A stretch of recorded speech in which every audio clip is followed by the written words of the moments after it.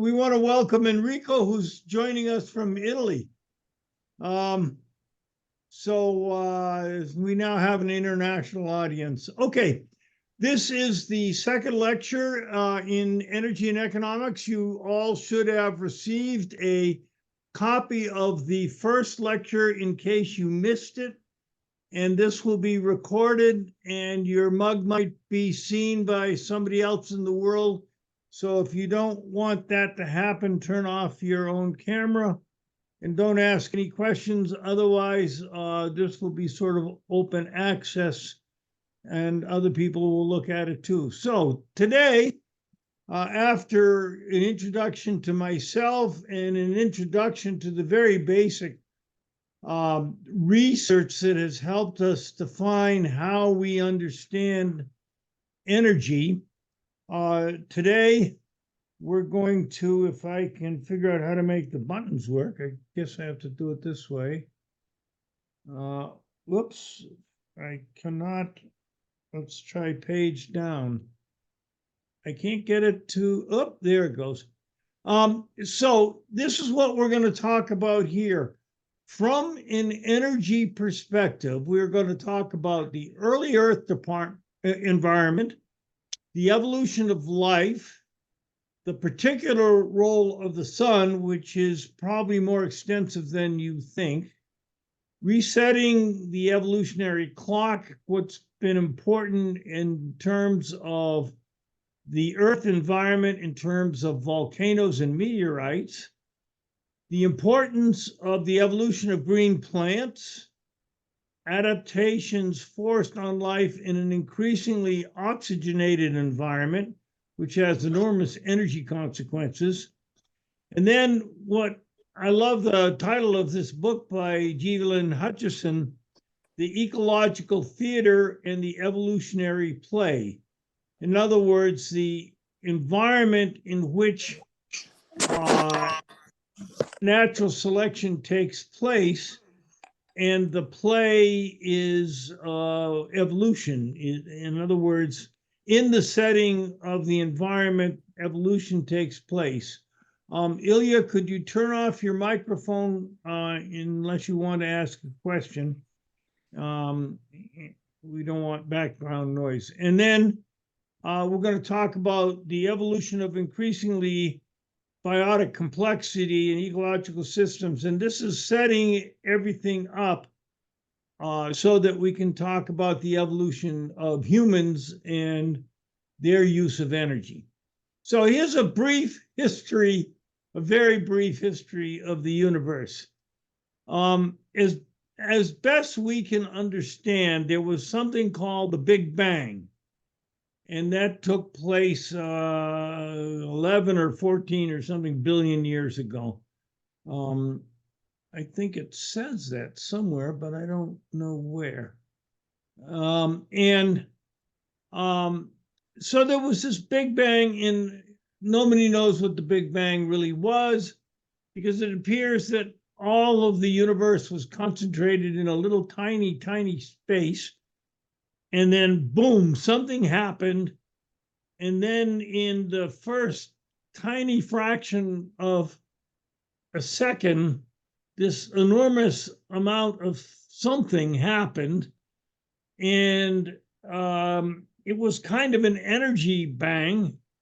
And then within a matter of seconds, in very few years, all kinds of stuff of which we now know exists in the universe was generated. And then ordinary matter was generated, iron and oxygen and whatever, which all were formed by recombination of the original particles, neutrons and protons and electrons, and then somehow all this coalesced into galaxies, and here we are somewhere down this list. So the immensity of this is so enormous that we think of the solar system as large. And we talked last time a little bit about how people tried to unravel just our solar system, but our solar system is just one tiny bit of the Milky Way galaxy. And the Milky Way galaxy is just one of many billions of billions, I guess, of clusters of galaxies. So the universe, to our knowledge, is so large. Somehow it seems to be limited by the curvature of light, but I can't quite figure out somebody who's telling me how big all these galaxies are. They just seem to go on forever. So in all of this enormous space, here's our solar system, and the third planet is the Goldilocks planet that just has the right temperatures and so forth into which life could evolve. And it's a good reason to be religious and believe in the old God of the past. Or you can say, just in all of this stuff, there's so many opportunities that one of them had to be just right for the evolution of life. But here we are, and to some enormous degree, compared to all of this history, some kind of sentient being can, to some small degree, understand what's going on. So there you go, the evolution of the universe. There are people who can talk about it much more elegantly than me, but you'd have to go on to the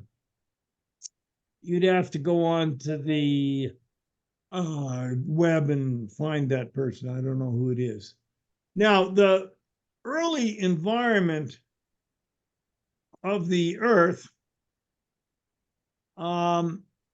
is something like this. There is an accretion of space debris 4 billion years ago that generated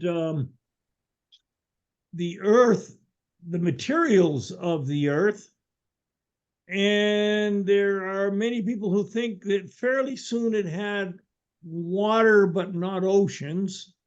But it's debatable. I spent some time trying to figure this out.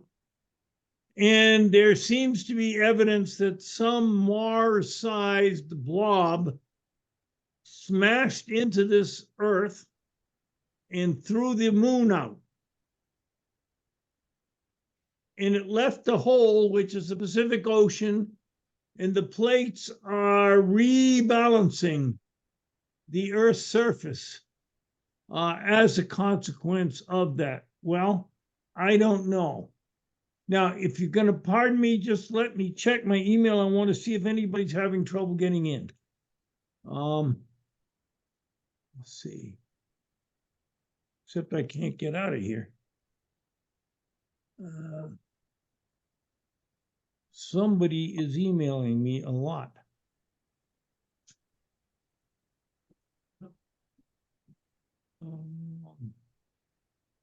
Rob Straits. I will catch up. All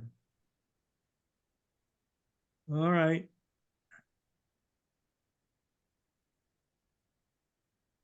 Marianne Krum, are you there? Yes, I'm here. Okay, you made it in. Okay. And Enrico made it in. And Rob is gonna come back. Okay. Yes, I mean, Professor. Oh, okay. Hi, Rob. Let's see.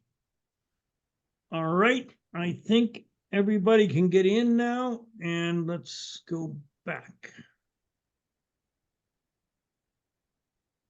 All right. Now, so where's the pull down?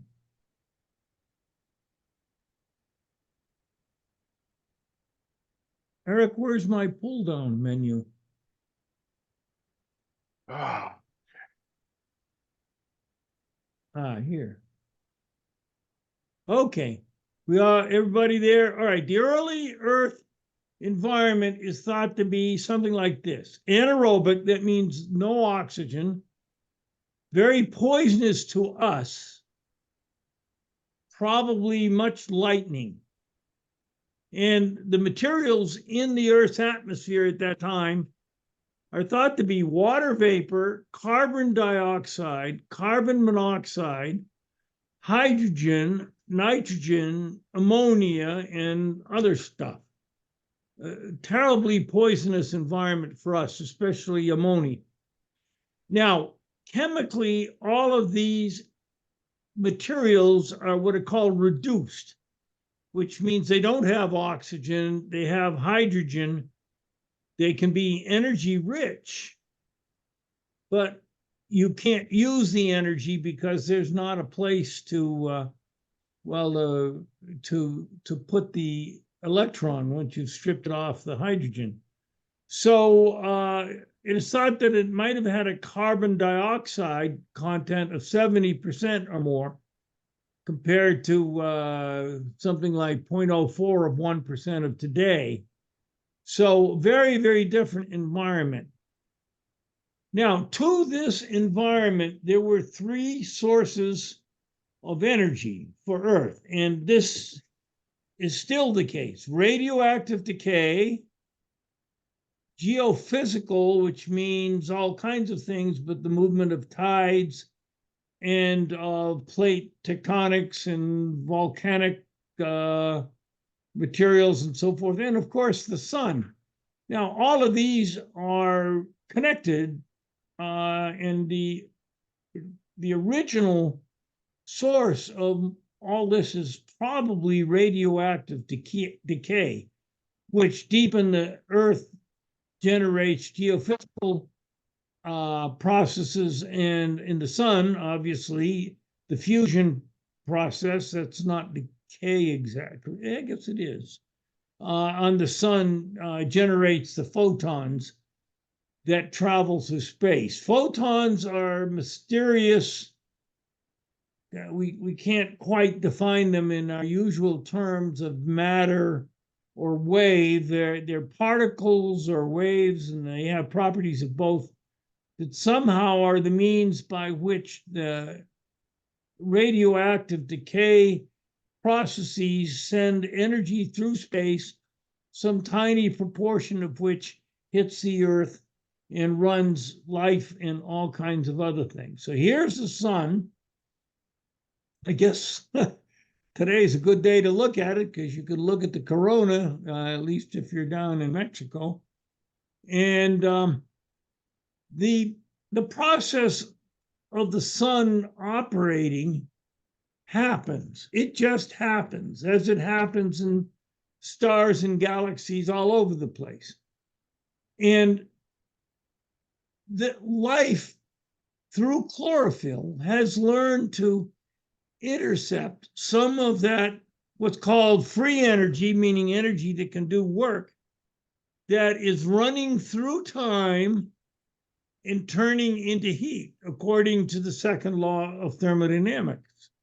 So this is happening, and life intercepts some of this energy, and here we are. And I just made this little cartoon great thing 50 odd years ago, and I think it's still pretty good, that it shows how life just kind of grabs that energy as it goes by. And there's lots of articles written about whether this is the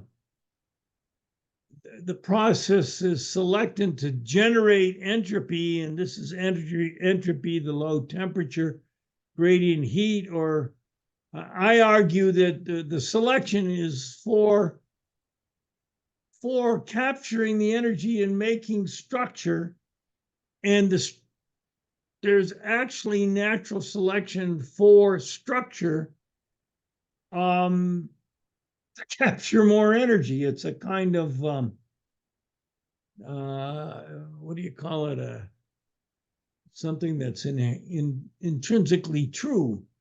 Well, it has to be true. Now, years later, I found out that I forgot to finish this drawing in a way. But we'll leave it like that it is, because it's got 4 posts up here and only 3 down here. I guess you could make a sand glass that way if you wanted to. Now, the solar budget is what affects the surface of the Earth the most, I suppose. And what are the factors that determine how much solar energy falls on the Earth? And so the first process is what we call celestial mechanics. Celestial means heavenly, not in the old sense of celestial, I suppose, but anyway, the heavenly things up there, I guess at noon they're up there, that are taking place in the solar system.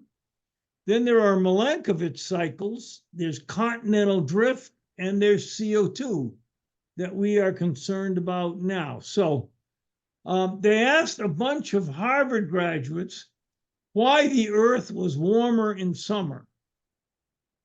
And no one in this that they interviewed of a dozen people or so had a clue as to why the Earth is warmer, or at least Cambridge, Massachusetts, is warmer in summer. So the reason is because of the tilt of the Earth. So in the summer, the northern hemisphere is facing the sun. It's not whether it's closer or not. It's just that it is facing towards the sun. And in the winter, oh, I just said that wrong. That's when the southern hemisphere in December.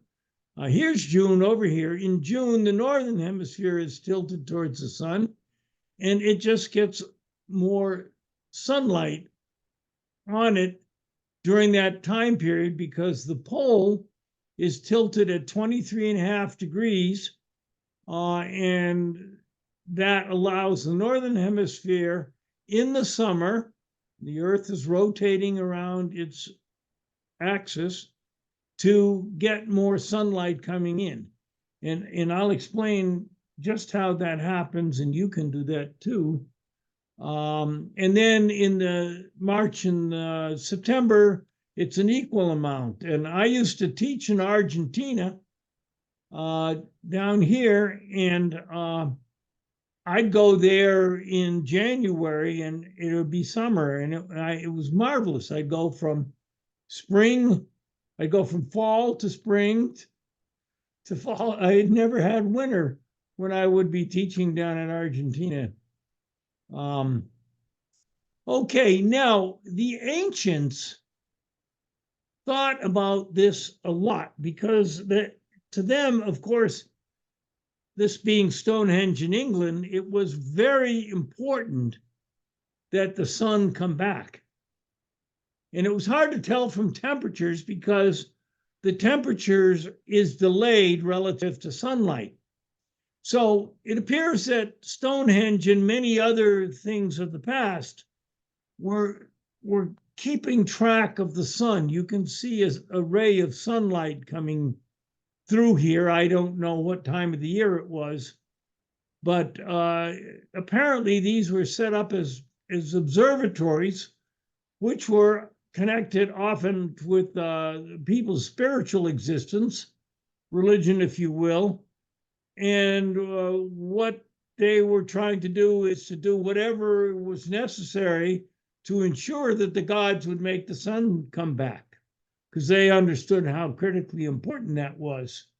So you could say these are instruments. I understand that if you stand at a certain place on December 21st, the sun will shine straight through these stones and hit at some proper place. I can't explain it myself. Or one could also say, not yet having brass, they built very large instruments. And this seems to be the case in Mexico, where they have the pyramid of the sun and the pyramid of the moon, and entire great big spatial structures, so you could see exactly where the sun is and on December 21st, and make sure that by doing the proper sacrifices and religious rituals and so forth, that the sun would start its journey, or from the perspective of the earth, back towards the north, and that eventually summer would come. And people who understood these things, early astronomers, had a great deal of power, because they could determine the right time to plant and so forth. And that's probably a large reason that early priests had so much power. And the Aztecs built enormously complicated calendars, which we barely understand. When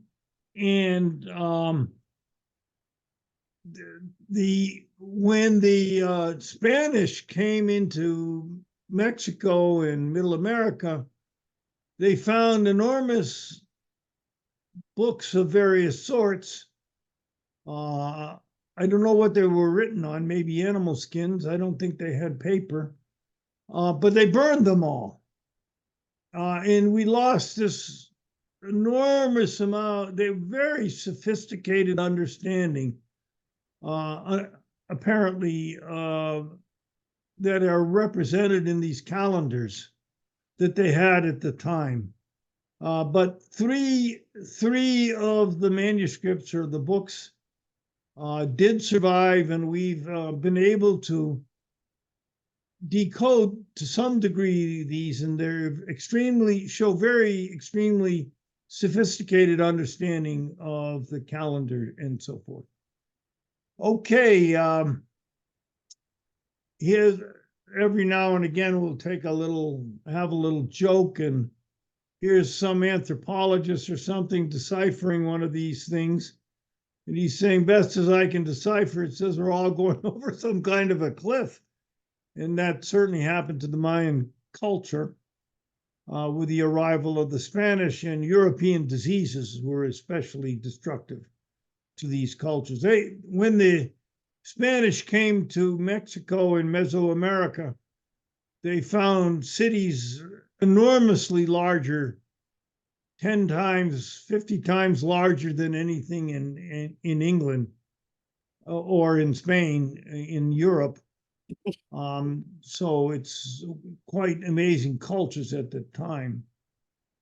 Okay, now the things that, as I said, affect how much sunlight and warmth a general situation, a location gets on the Earth is solar intensity, latitude, and Milankovitch cycles, and CO2. So let's talk about them.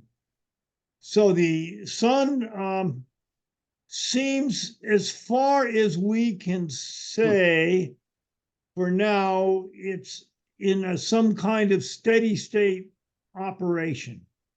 It's the so-called solar constant is pretty close to constant. There are some people who argue that that's not the case. They don't seem to have convinced mainline science, but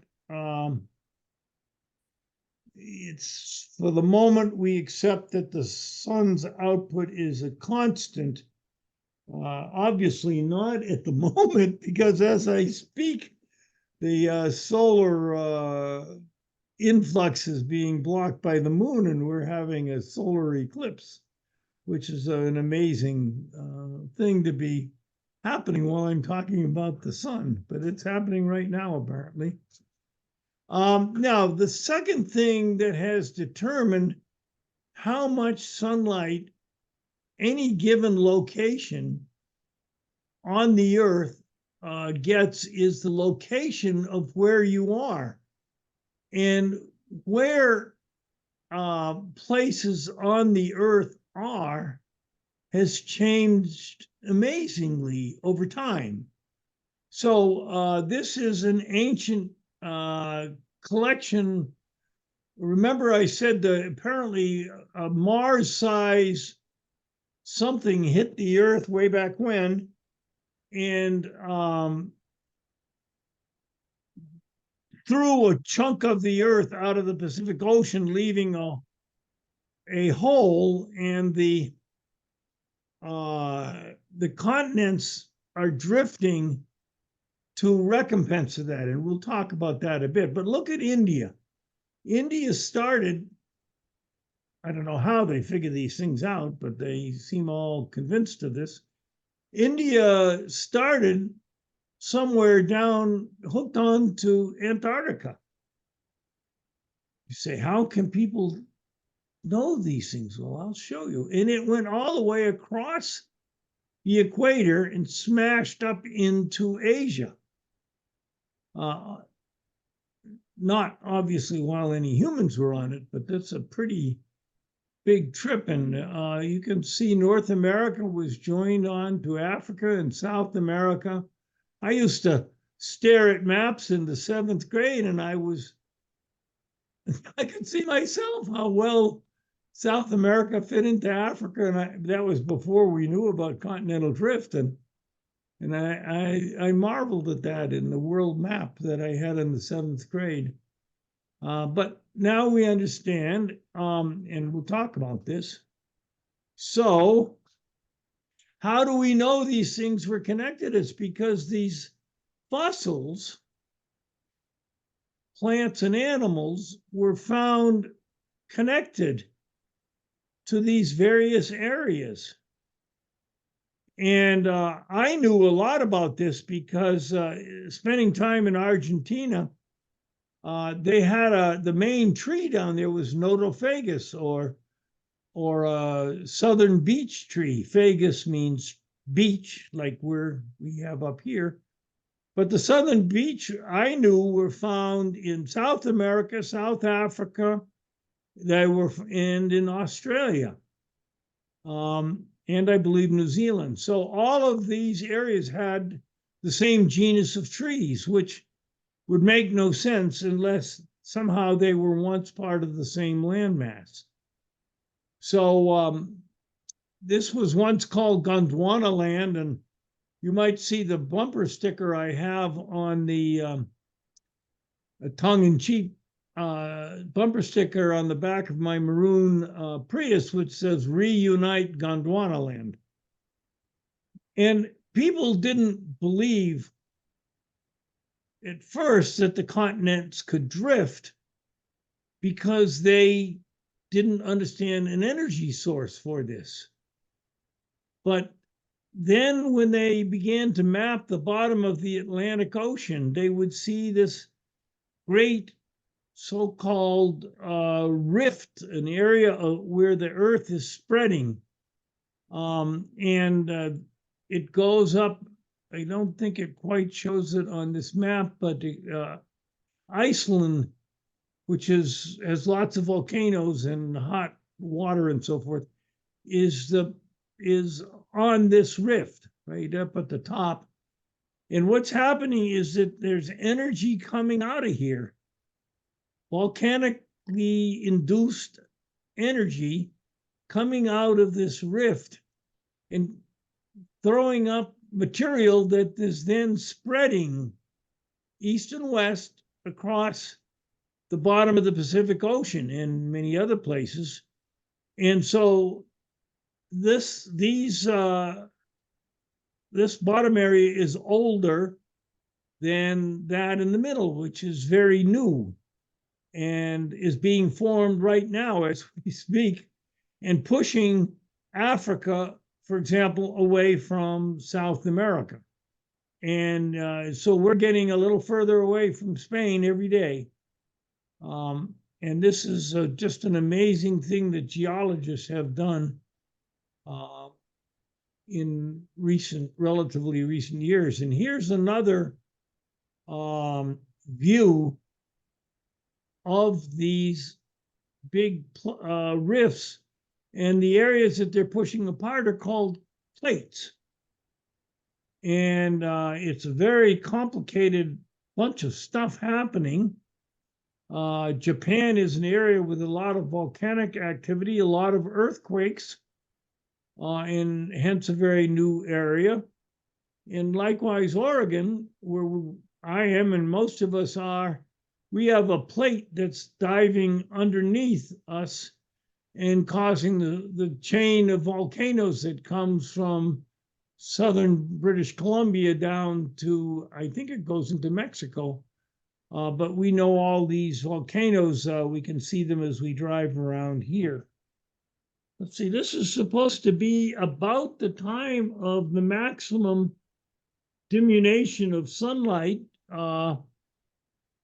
And it's, I don't see, it's a little darker out there.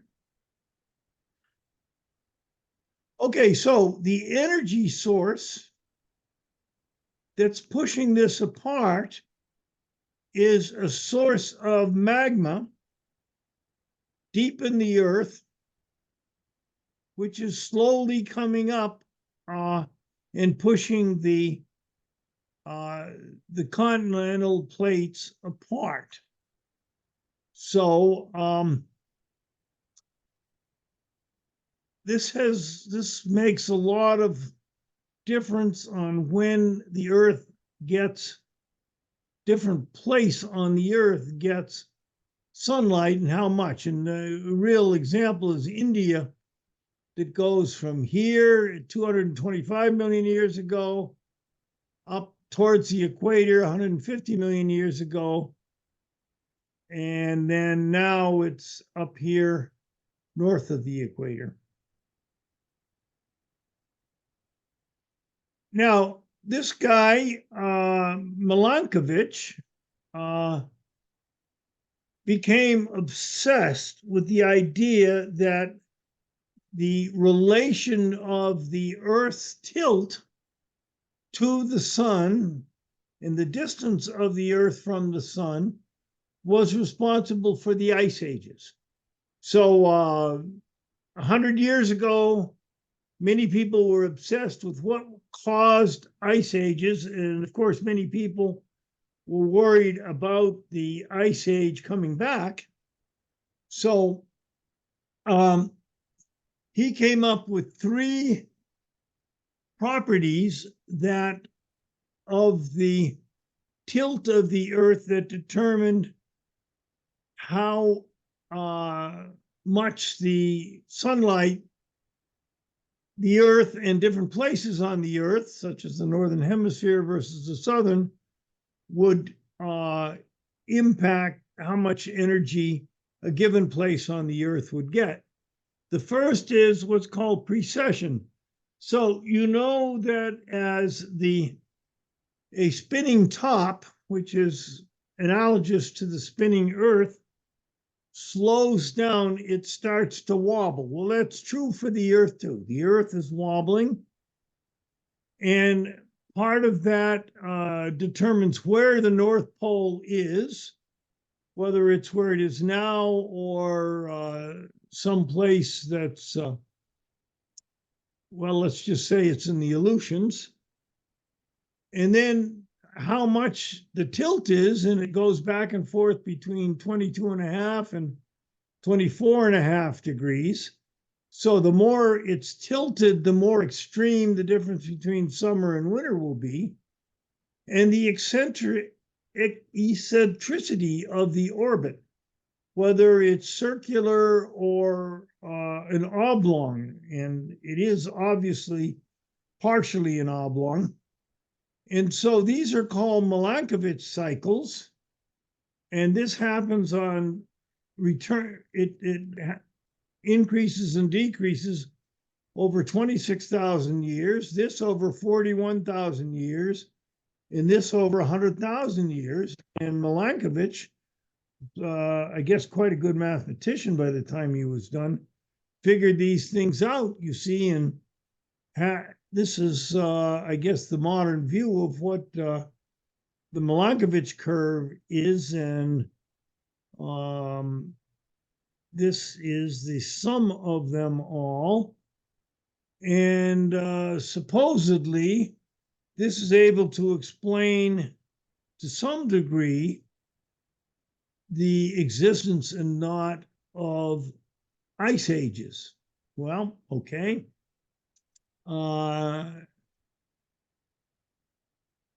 Let's just leave it there. Put these up here.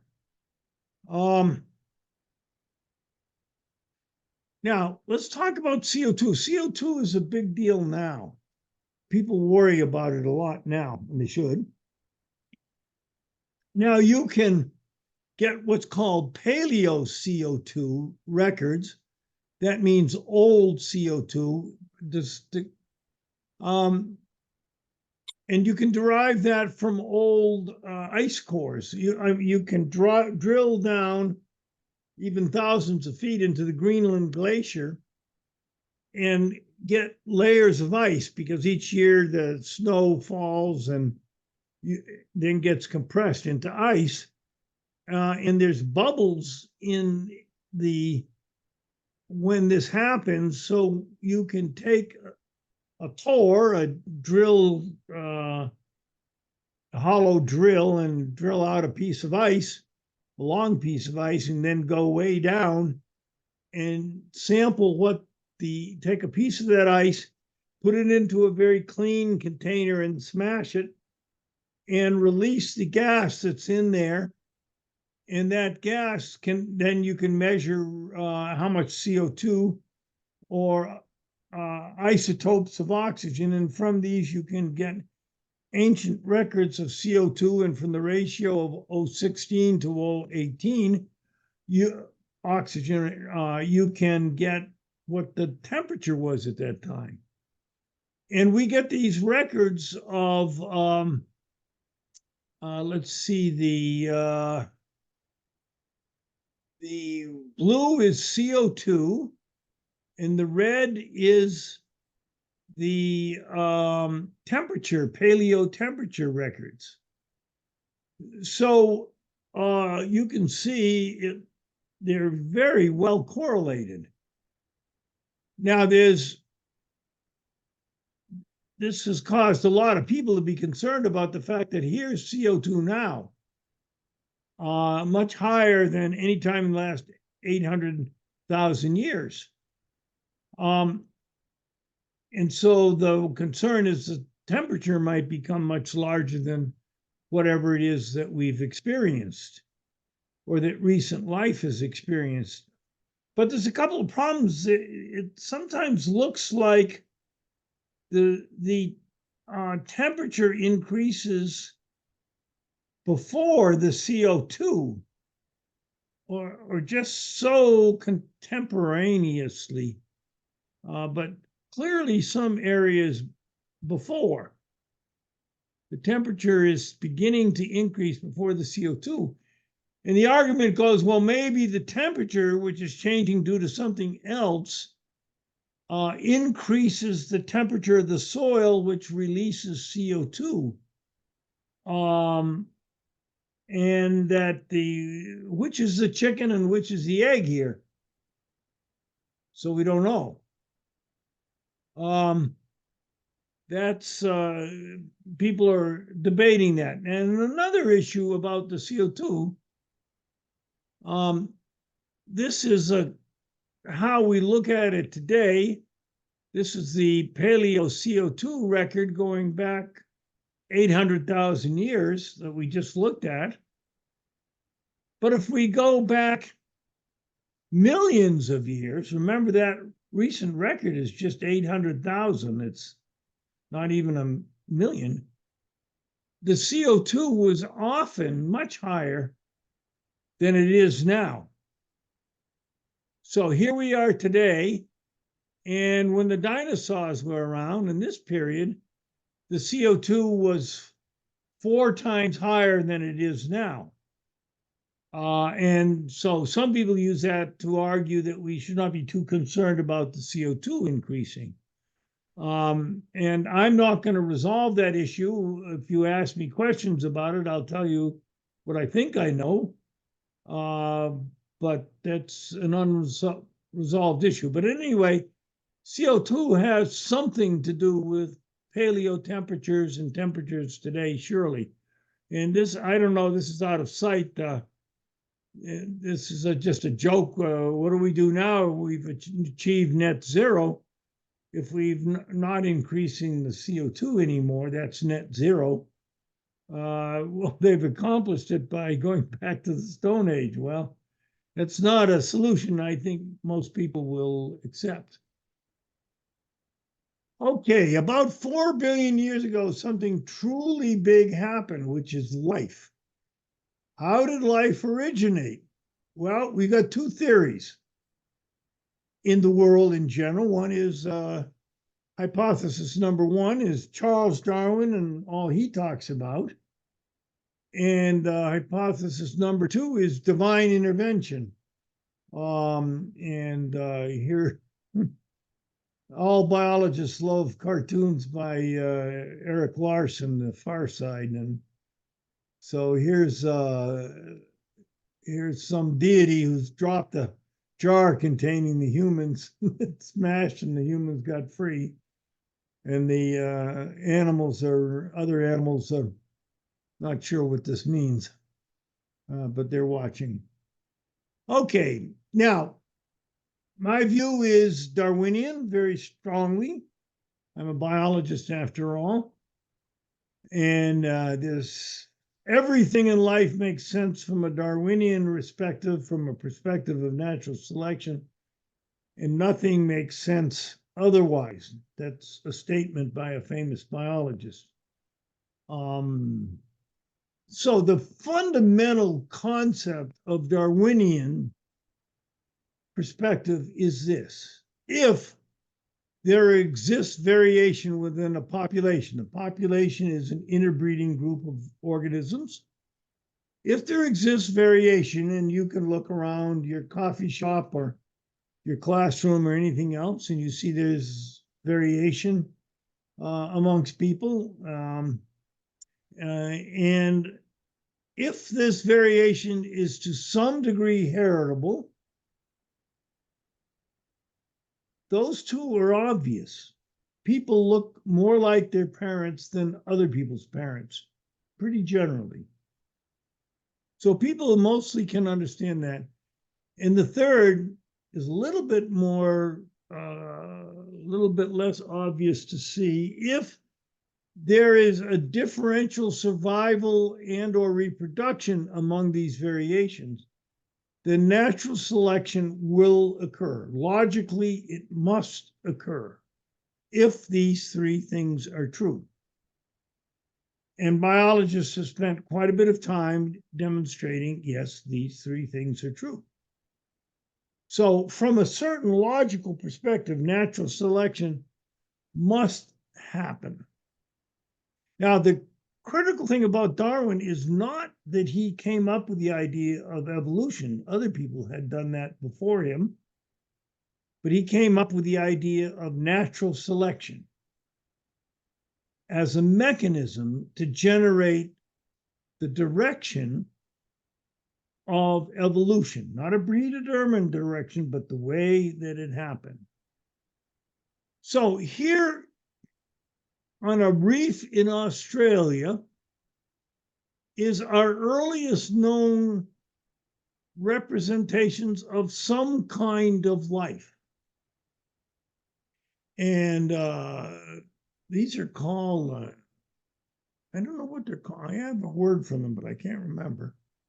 And these are thought to be 3.7 billion years ago. And exactly what they were, well, remember the atmosphere was very reduced, so there was a lot of energy. So these somehow were able to capture that energy and turn them into life. But 2.4 billion years ago, in other words, I don't know, 1/3 of the way through life, then something really happened, which was photosynthesis. Somehow life evolved this very complicated molecule that could capture sunlight and use it to split water, take hydrogen and oxygen and pull them apart, and take CO2, carbon dioxide, and pull the oxygen off the carbon and hook the carbon into the sugar, into the hydrogen with a little bit of oxygen thrown in and make something that we call a fuel, which could be stored and used at some later date. And that's what photosynthesis was. It was just an amazing, still I look at a leaf and I'm just find it amazing that they can use the sun's energy to generate energy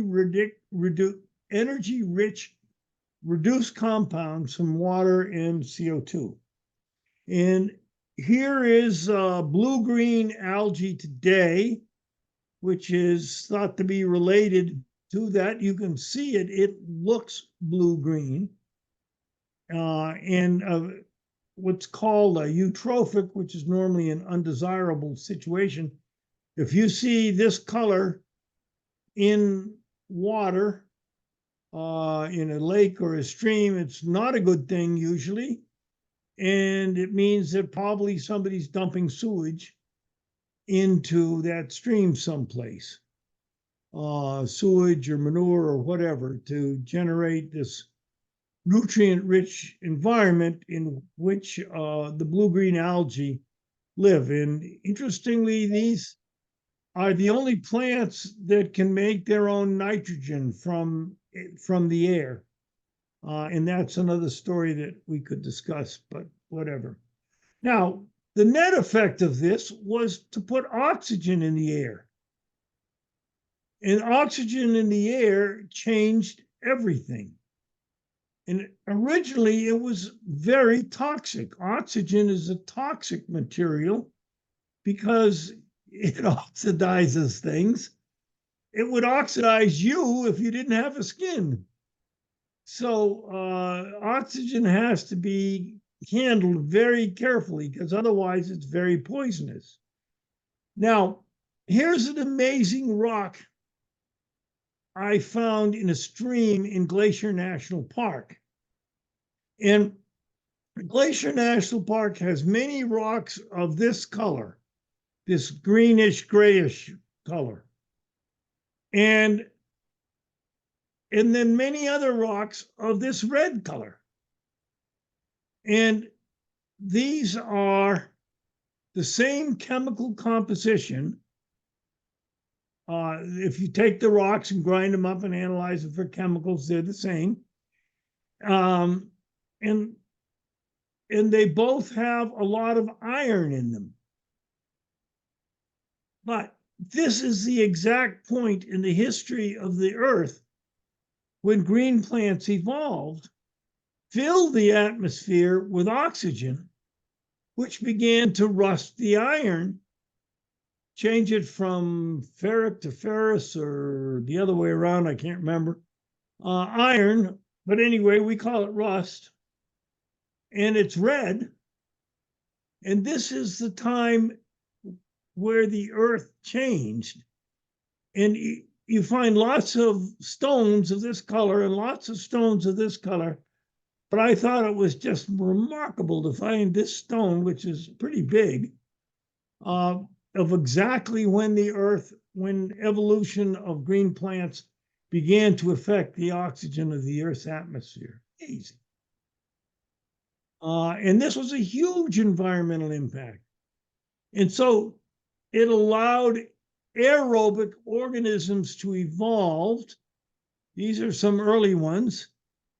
And these early organisms could use oxygen for something called a terminal electron acceptor, which means that organisms could use their food much more, 16 times, I think, much more effectively. In other words, they went from making vinegar to making water as CO2 as an end product.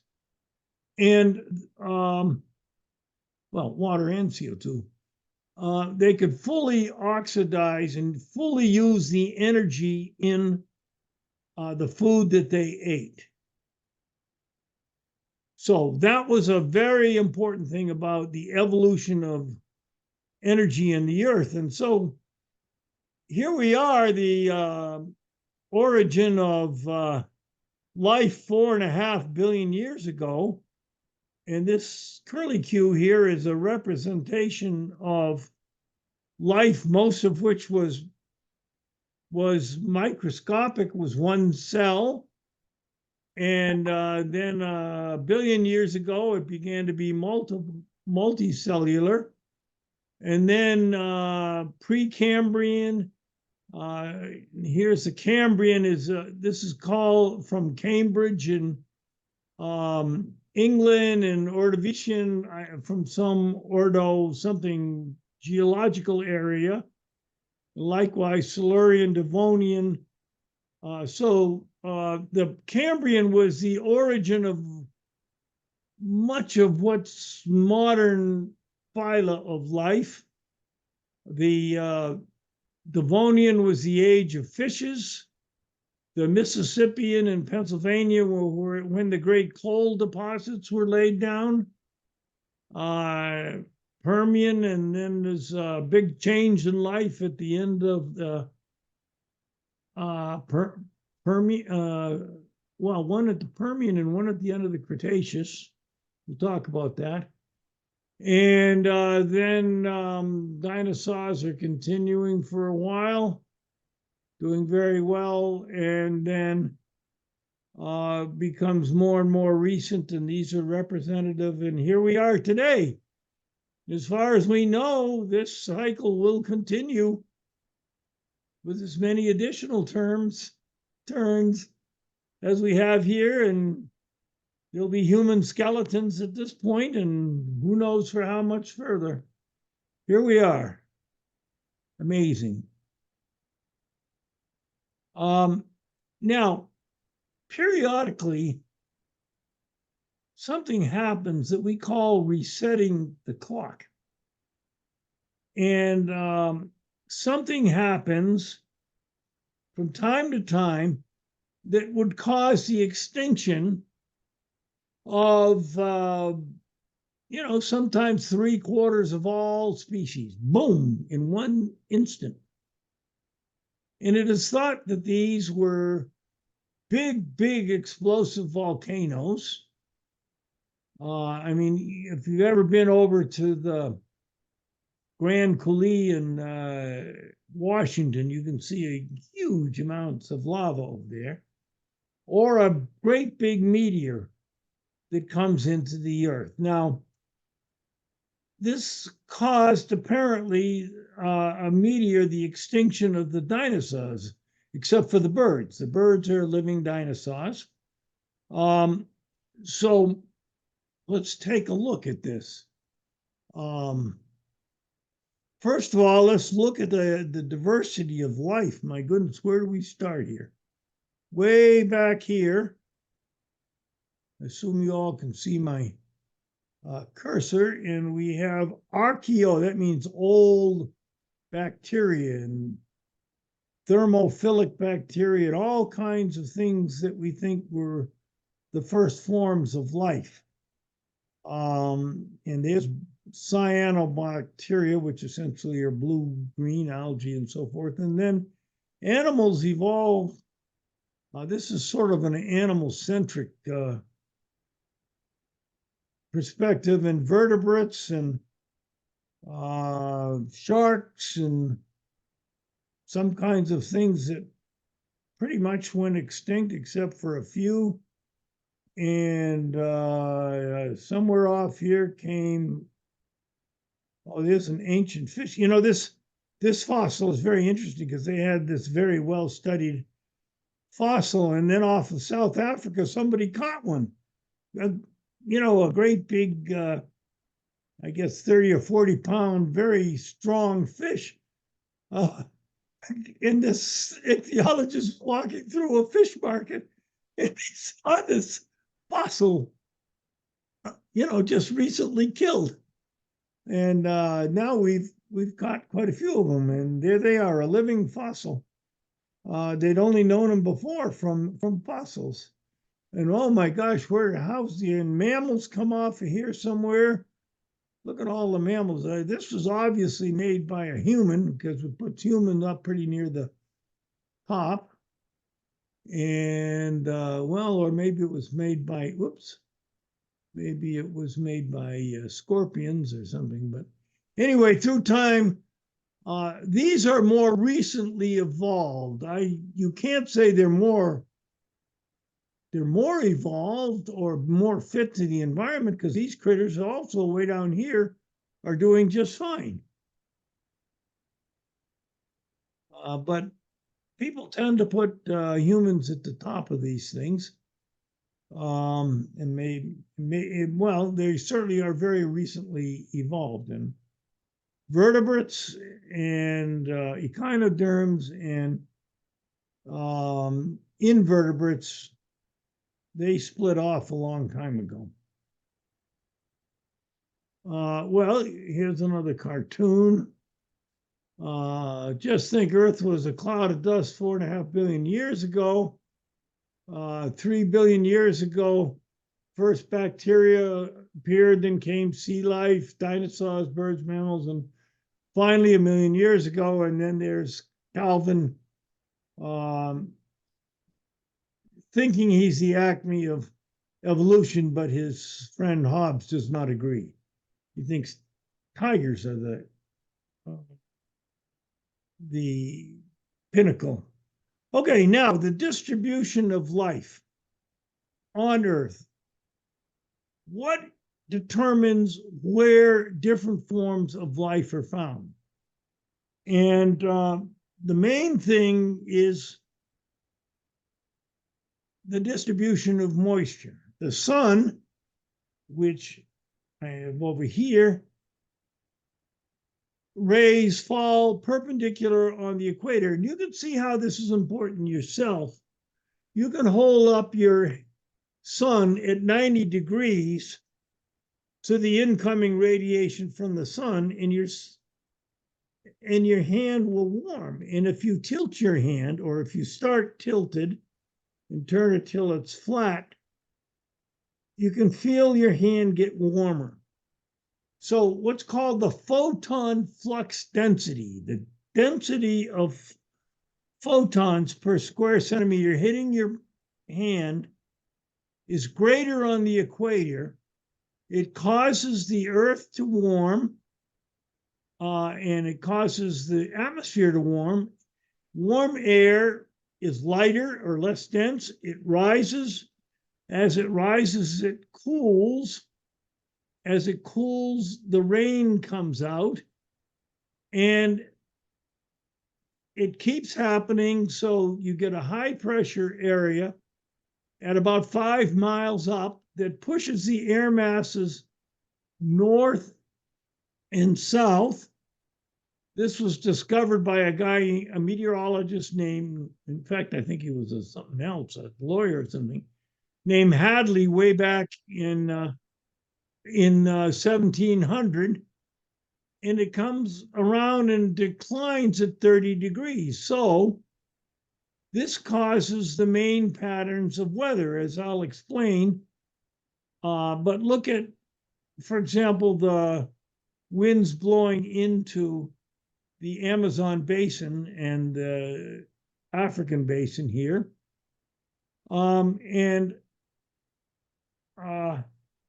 If you look at a map of the world, I thought I had one in here, I don't see it. You'll find that the deserts of the world are 30 degrees north and south. That's where these Hadley cells descend. And as they descend, they warm, they can hold more water, and they suck moisture out of the earth at 30 degrees north and south. I've got about 5 more minutes of lecture here. And where the rain falls on the equator, you get tropical rainforests, very lush vegetation. And the important thing is it rains every month of the year as the sun passes overhead twice a year. Now, this equator moves north up to 21.5, the Tropic of Cancer, and south to the Tropic of Capricorn. moves up and down, north and south as the seasons progress. And then here at 30 degrees north and south, northern Mexico, for example, is our deserts, where the plants are highly adapted to protecting their water supplies. And the cactus has these ridges, so when it rains, it can actually expand and store water. And here on the equator, or I'm sorry, not the equator, I think about 20 degrees north, is a savanna, an area that's part grassland and part trees. It's a transitional ecosystem. So the distribution of life depends very much on the rainfall and the temperature. And here's a boreal or northern coniferous forest, where you have trees that are designed to shed snow. So life in the form of life is completely determined by these patterns of moisture and temperature, of course, that are determined by the operation of the Hadley cells and associated situation. I'm gonna stop right here. And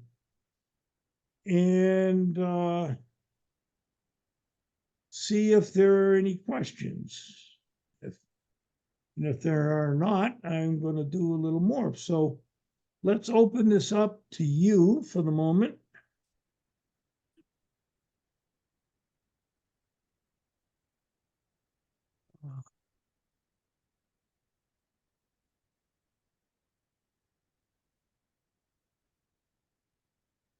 Best to unmute. Hi,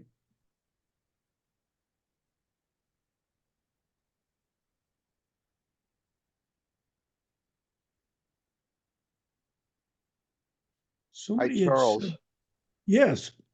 I'm a little fuzzy on the difference between the obliquity and precession as two independent phenomena. I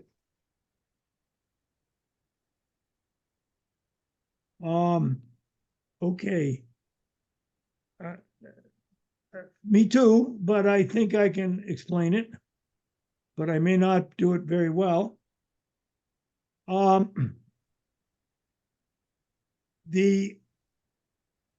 Let's go back and look at that.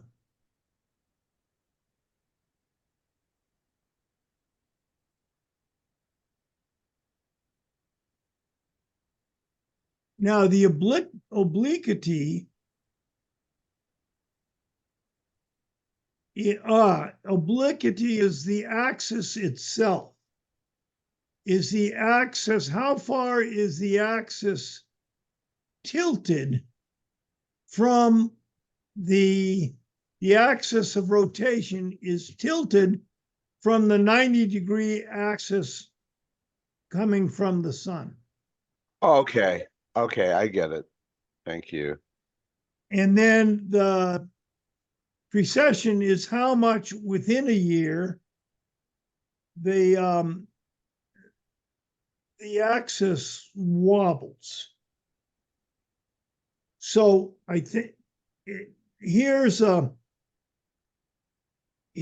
sun, and here's the precession, but within a year it's going to do this. Right. But if it's tilted more, it's still doing the same precession, or it could be doing a bigger precession. Right. Yeah. I think that's an explanation. Okay, any other questions?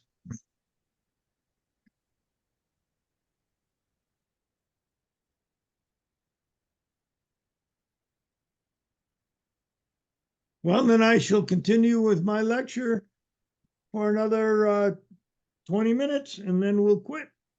But let's see.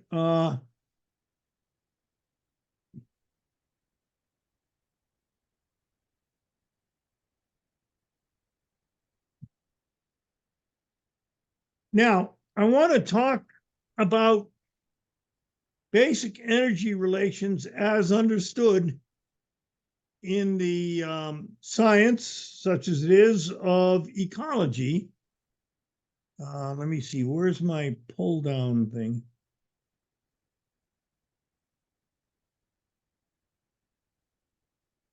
Hmm.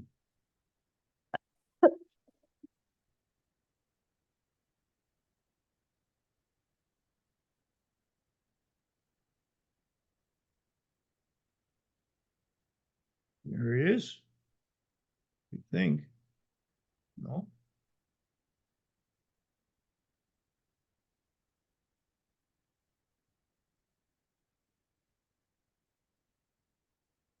Well, I guess we'll just go like this.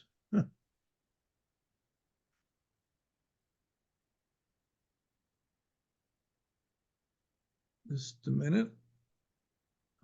No, here. Okay. Everybody with me? Marianne, can Yes. you hear me? Yes, Wave we're your here. hand. Okay, good. Now, let's look at trophic relations. And we'll start with the historic development of the trophic concept. Trophic means food. And the basic way that energy is transferred and utilized in ecological situations is by one organism eating another. So I guess we all eat 2 or 3 meals a day. We understand the importance of food. We certainly get hungry if we don't eat for a day or two. So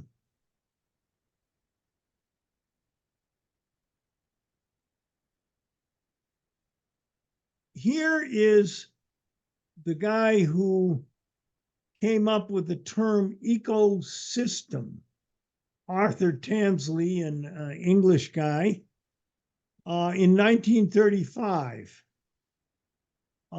He used it to define a unit of the Earth's surface that, and it includes all the organisms, all the species, all the individuals of a given area. And it also includes their inorganic environment, the soil, the atmosphere, the moisture, and so forth. This is different from the term community, and community is just the organisms. Now, there's a fellow named George Evelyn Hutchison, G.E. Hutchison, who taught at Yale. And he was the major professor of about half of the major ecologists of a half century ago, and including my own academic advisor, Howard Odom, which we will talk about. And he and his students contributed both to ecosystem thinking in ecology and also those who decried the value of thinking that way. There's conflicts in ecology like anything else. His many famous students included a number who focused on the development of what trophic theory, that's food theory. You might say, food theory, what's that? I'm hungry, I'll go eat, but it's more complicated than that. And the most original was this guy, Raymond Lindemann, who tragically died just as he published his PhD dissertation. But he was, before then, people would think about ecosystems only as the individual species that were there. But he thought about them as a tightly linked trophic structure. And he worked at this place called Cedar Bog Lake in Minnesota, where there was already an ecologist or a fisheries scientist from the University of Minnesota, Samuel Eddy, who had been collecting a lot of data. And so Linneman called his approach the trophic dynamic approach to ecology. Trophic means food, dynamic means changing. So he looked at flows of energy. He looked at organisms not as what we would call a stock, but as a flow of the transfer of energy from one group of organisms to another. And he came up with 4 main points. One, ecosystems could be conceptualized as trophic assemblages as well as species. 2, energy flowed from the sun to primary producers to herbivores. Herbivore means eating herbs, meaning eating plants, to a series of carnivores or meat eaters. He measured and estimated that the transfer of energy was roughly 10% at each level. And trophic efficiency appeared to increase with trophic level. Now, the first 3 have been shown to be true in many other studies, vaguely, roughly true. The 4th one has not. But the thing is, if there's only a 10% transfer at each level, you can see that if you have in a lake, if you can have little animals, little zooplankton eating little plants and little fish eating little zooplankton, and then yellow perch eating the little fish, and then a pike eating a big perch. And if there's a 10% transfer of energy at each level, you're not going to get a whole lot of production of pike. And that has turned out to be an enormously important principle in figuring out fisheries and agriculture and how much food we can take for humans. Okay, then another of Hutchison's students was Howard Odom, who was my PhD advisor at the University of North Carolina. Anybody wants to see, and I was interviewed recently about my time as a graduate student, and so we have a pretty interesting series of interviews with Odom students, of which I'm one of them, one of the interviews. So we have it. I had a heck of a good time, exciting time being a student with him. And he came up with a series of very clever ways to measure and quantify the energy flow in a whole system. And perhaps most important, something called the diurnal oxygen curve for measuring photosynthesis and respiration of whole ecosystems. So I'm going to show you some ways that we can measure energy flow. First, you can let the plant grow. This is Spartina grass, coastal salt marsh grass, and that's a square meter. And we're just cutting all of the growth from that year because there was no grass in January. So if you come by in August and cut the green plants and separate them out and weigh them, dry them and weigh them, you can figure out how much energy was produced. Or you can look at gas exchange.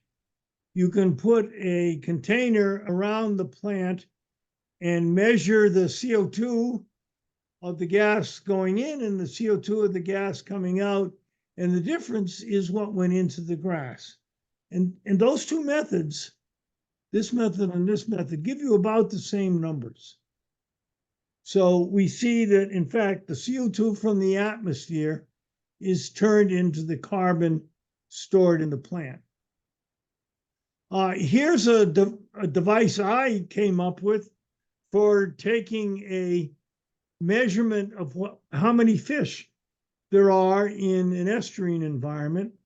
It's called a drop net, and you drop that net and there's a chain around the edge and it goes quickly to the bottom and seems to do a fair job, because we checked it against other methods, of estimating how many fish there were per square meter in this estuarine environment. And you get in these very rich environments, you just come up with a big, garbage bucket full of fish from, I mean, a big trash container full of fish from just this 30 square meters of sampling area. And incidentally, there's a Spartina marsh. All that was produced in 1 year. So that's the net production of the plants, much of which feeds the fish in a little bit more complicated way. Okay, I'm going to show you what I used to do with classes in my systems ecology course. And what I do was, in teaching students how to make computer models of ecosystems, rather than just starting with the mathematics or with the computers, we go out and actually measure the flow of energy in this little stream in upstate New York, Little Sandy Creek, a beautiful, beautiful area with pools and riffles. And I'll show you how we would do it as a group. We'd camp out for the first weekend of the fall. All the students, there'd usually be about 20, 25 students in my class. And we'd camp out. We'd have a cook tent and hire a cook. And here are a bunch of students with some of the equipment. There was a lot more than this, but you have here a device for sampling how many insects there are in a square foot. I don't know why I would use the English method here, but a quarter of a square meter or whatever. In the bottom, we'll show you this. And we had a tent set up, which is the chemistry tent and tarp. And you'd have the general, that would be me. And you'd have, these were 4 lieutenants in charge of each. We'd have, well, I'll show you what they were. And then the Friday night, I'd give a soliloquy about what we were doing to the students, and then show them how to measure oxygen with what's called a Winkler chemical method. And then I'd show them all the chemistry. We'd measure, as my wife almost destroyed our marriage. She took my class the first year. And she was a great student, actually. But she wanted to learn how to make computer models. And so she's getting the rate of flow of the stream by following a lemon downstream. We have other students that are measuring the physical dimensions of our ecosystem. And we do it at 3 stations, each a kilometer apart. And each student would go out and very carefully measure the oxygen content of the water at different times, and do what's called a titration. Day and night. Here's at night. And you'd measure the oxygen change as the water flowed down through the stream from one sampling station to another. And here's some people that are sampling the bugs from the bottom while somebody else is doing chemistry in the middle of the night. And you see they've got taxonomic, so find out what kind of the bugs are. And we measure here the energy use, collection and use of the stones. Well, you say the stones. Well, that kind of golden color on the rocks are the diatoms, are the little algae living on the rocks that actually are the major energy supply for running the whole ecosystem, including the bugs and the fish and everything else. And here's a guy doing the same thing at a deeper site. And there's one of the insects, a stonefly, one of the major consumers of well, and depending on the species of the algae on the stones. There's a couple of students that are sampling the bugs that live on the bottom. And then we block off a section of the stream here. I remember this guy well as Lieutenant Omar. He went on and became quite a famous fish biologist in his life.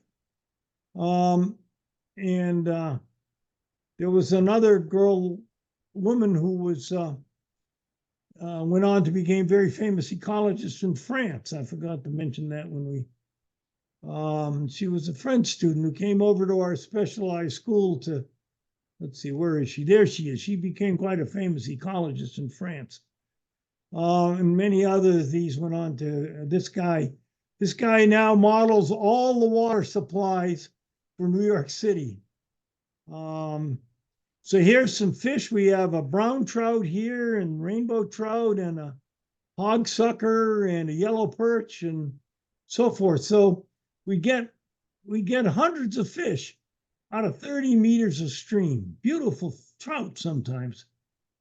And then we've actually published this if anybody wants to go through how we quantify all this and come up, and here's the important thing, with the flow of energy, how much comes in from the suns, how much falls in from the leaves, and where it goes in this ecosystem. Mostly into the herbivorous invertebrates, and then all the way up to the top carnivore, which was a smallmouth bass in that stream, and into this is a lot of the energy goes into detritivores, into things that eat dead things. So this is from the study of 1 year that we did from the students, and we ended up in a very complicated assessment of the energy flow in the stream, going from the sun. You see a lot of sun coming in and not very much of it ending up as the standing stocks and the energy use per day of the different types of creatures in that stream. And that's how we did this. We also did it with a gas analyzer for a tropical forest. But I'm going to end right there and see if there are any questions.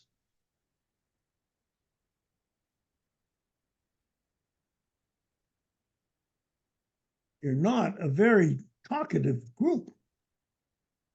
So Charles, it seems like an incredible thing to measure the entire energy flow in any Yes. kind of ecosystem. I mean, did you consider the bacteria in the soil and, that level of thing? There's probably fungi everywhere in the soil and maybe in the water. I mean, is all of that in that model? Yep. Now, some years we had microbiologists in, and we would measure the fungus and the bacteria independently.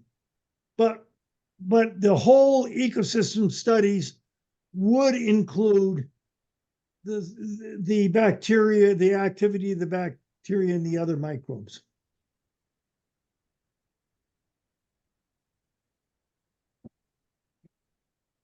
Pretty sophisticated. Wow. Well, that's what I did with my professional career. You want a copy of that paper? No, that's okay. Thanks.